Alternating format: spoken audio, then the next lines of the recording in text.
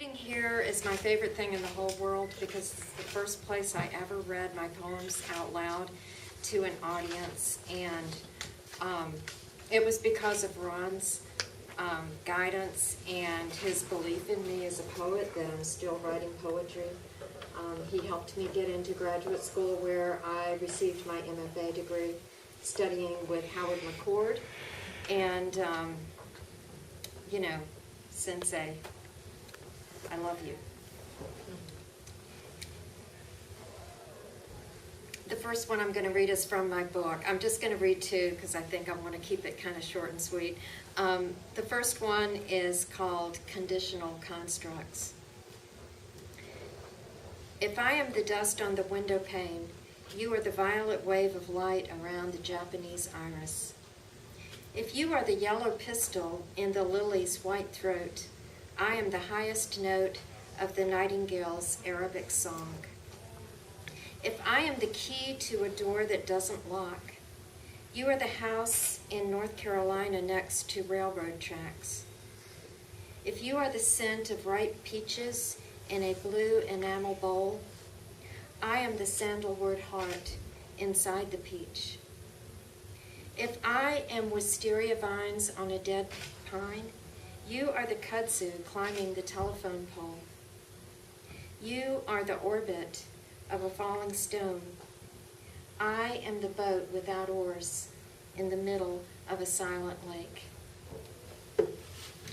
And the second one I want to read is one that's really kind of special to me. It's written for my father, who died a couple of years ago after suffering for several years with Alzheimer's disease.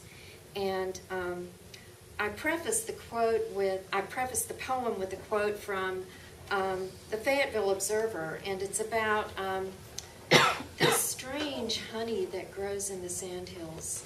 My dad was a beekeeper, so that's kind of how this all came about. It's called Blue Honey. Almost every year, somewhere in the sandhills of North Carolina, a few lucky beekeepers strike blue gold. The year my father died, beekeepers found blue honey in their hives. No one knows how it turns blue or why it only happens here. Some think bees feed on bruised huckleberries, scuppernongs, or kudzu flowers. Living too far inland, my father never found azure-hued honey in the hives he kept for 45 years. When I visited him in the nursing home, I talked about blue honey, and his blue eyes stared into mine, unblinking. I wondered what he was thinking, but he could no longer speak, living in a blur of lost memory and sleep.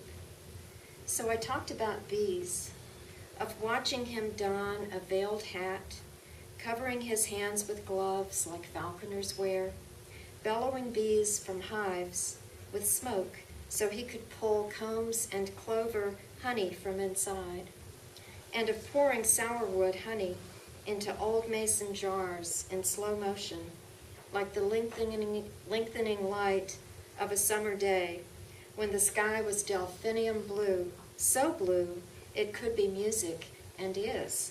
The blues, the blue shadow that followed me through the doorway into the pneumonic buzzing of bees when I was 13, crying because I wasn't popular enough to be the May Queen.